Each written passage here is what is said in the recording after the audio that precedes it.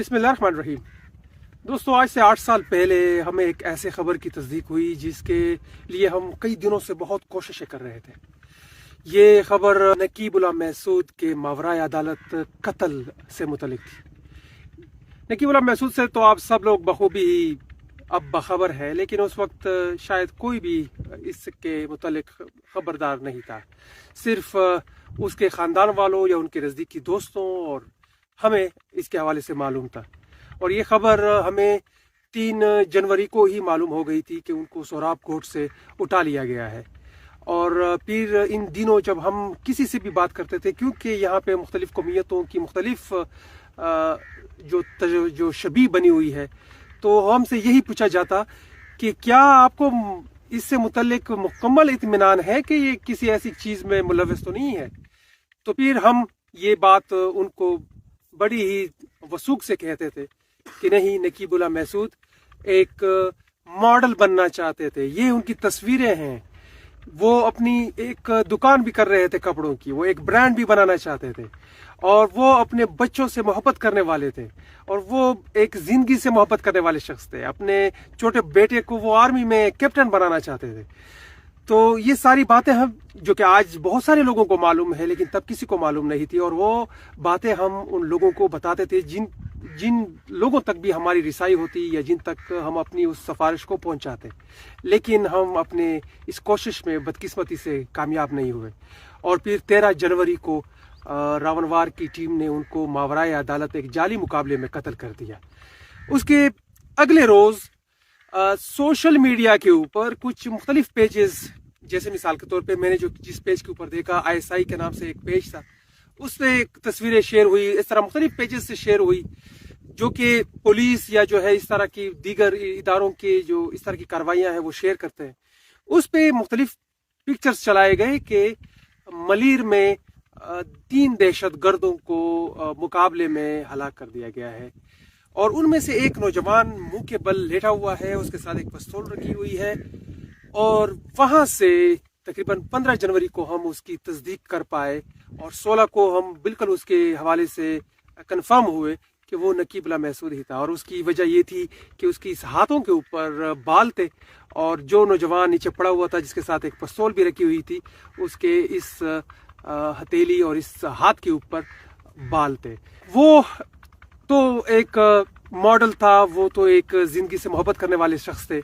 लेकिन रावणवार और रावणवार को पालने वाला निज़ाम, उनके लिए तो ये हाफ फ्राई और फुल फ्राई जैसे अलकबात जो वो इस्तेमाल करते हैं, उनके लिए तो सिर्फ ये ऐसा ही था। और उनकी ज़िंदगी ख़त्म करने में उन्होंने 1 मिनट का भी मेरे ख्याल में सोचा नहीं हो। ये जुल्म हो रहा है यहाँ पे लोगों को उठा के फिर इस तरह मावराए अदालत कत्ल, कोई पूछने वाला नहीं है। कोई किसी कानून, किसी अदालत और किसी रिवाज, दुनिया की किसी चीज़ में भी ये चीज़ जायज़ नहीं है। और फिर यहाँ पे ये जुल्म इस तरह हमारे लोगों के साथ अगर रवा रखा जा रहा है, तो इसके खिलाफ हमने आवाज़ उठाई। फिर उससे मुतल्लिक 2 मुकदमे दर्ज हुए। एक मुकदमा तो रावणवार के खिलाफ और उनके साथियों के खिलाफ और उस टीम के खिलाफ जिन्होंने वहां पे वो वारदात की, उसके खिलाफ दर्ज हुई, जो कि बहुत प्रेशर के बाद, बहुत ही सारी दुनिया जो है उसके ऊपर जब बात करने लगी, तब जाके ये काम हुआ। और दूसरी एक मुकदमा उसके 1 साल बाद, जो इस तमाम दौरानिये में नकीबुल्लाह महसूद के लिए जब हम इंसाफ मांग रहे थे, तो एक दूसरा मुकदमा हमारे खिलाफ भी, जिसमें मैं और काजी ताहिर, अली वजीर और नूरुल्लाह तरीन शामिल हैं, इनके खिलाफ भी एक मुकदमा बगावत और दहशतगर्दी के दफात के नीचे कायम किया गया है। 2 मुकदमे, एक मुकदमे में एक मासूम की जान ले ली जाती है, और फिर उसमें जब GIT बनती है पुलिस की ज्वाइंट इन्वेस्टिगेशन टीम, वो भी अपनी रिपोर्ट में ये कहता है कि सिर्फ ये नकीबुल्लाह नहीं, बल्कि नकीबुल्लाह जैसे 444 ऐसे लोगों को मावराए अदालत कत्ल किया गया है यहाँ पर, और इसी की टीम ने कत्ल किया है जिसका कोई क्रिमिनल रिकॉर्ड मौजूद नहीं था। इस तरह नकीबुल्लाह का भी कोई क्रिमिनल रिकॉर्ड मौजूद नहीं था।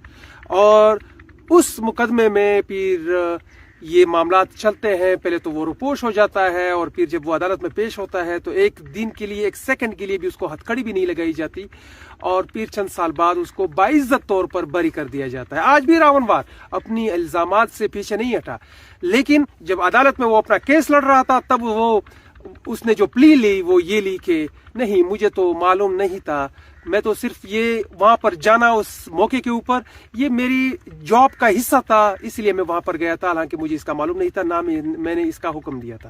اس بنیاد پر اس نے میری جان خلاصی کروائی. اور اس کے علاوہ وہ ٹیم جو اب تک رپوش تھا اور پیر راونوار کے بری ہو جانے کے بعد وہ اب عدالت کا سامنا کر رہا ہے, وہ بھی بری ہو جائے گا. اور نہ جانے یہ مجھے معلوم نہیں ہے کہ یہ قتل کا الزام کس کے سر ڈالا جائے گا. ہمیں بچپن میں ایک روایت سنائی جاتی تھی, نہ جانے کسی صحیح حدیث میں ہے کہ نہیں ہے, کہ حضرت اسرائیل علیہ السلام جو لوگوں کی روح قبض کرتے ہیں وہ ایک دن اللہ سے شکایت کرنے لگے کہ جب میں لوگوں کی روح قبض کرتا ہوں تو وہ بہت برا بھلا کہتے ہیں, بہت جو ہے دعائیں دیتے ہیں اور بہت ہی زیادہ بدعائیں دیتے ہیں, اور یہ معاملہ مجھے پسند نہیں ہے. تو اللہ نے اس کے لیے یہ کیا کہ اس نے اسے بتایا کہ میں اس کے لیے باقاعدہ کوئی سبب بنا دیا کروں گا, یعنی کوئی ایکسیڈنٹ میں مارا جائے گا, کوئی بیماری سے مارا جائے گا, کوئی کسی سے قتل ہو جائے گا, تو اس طرح کوئی سبب بنا دیا کروں گا. شاید نقیب اللہ کے کیس میں بھی, اور اس کے ساتھ جو دو دیگر افراد تھے, اور اس طرح جتنے بھی 444 وہ عدالت شاید اس کے اوپر یہ بھی لکھ دیں کہ یہ قتل حضرت اسرائیل علیہ السلام نے خود بنفس نفیس کیا تھا, ورنہ اس کے علاوہ اور کیا ہو سکتا ہے. اس کو کلین چیٹ دے دی گئی. اور وہ ان لوگوں کے لیے انصاف مانگنا, صرف انصاف مانگنا, ان معصوموں کے لیے, ان کمزوروں کے لیے انصاف مانگنا, جس کی بنیاد پہ پھر جب ہمارے خلاف مقدمہ درج ہوا, آج 8 سال ہونے کو ہیں, اس مقدمے کا ٹرائل ہی شروع نہیں ہو رہا.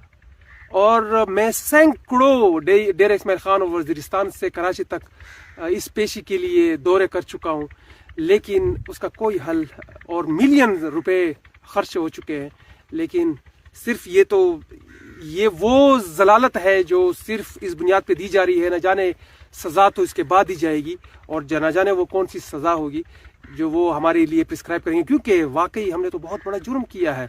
اسے ثابت بھی تو یہی ہوتا ہے کہ یہاں پہ 444 لوگوں کو قتل کرنا جرم نہیں ہے, یہاں پہ معصوموں کو قتل کرنا جرم نہیں ہے. جرم تو یہ ہے کہ آپ ایک طاقتور کے سامنے کیسے کھڑے ہو گئے.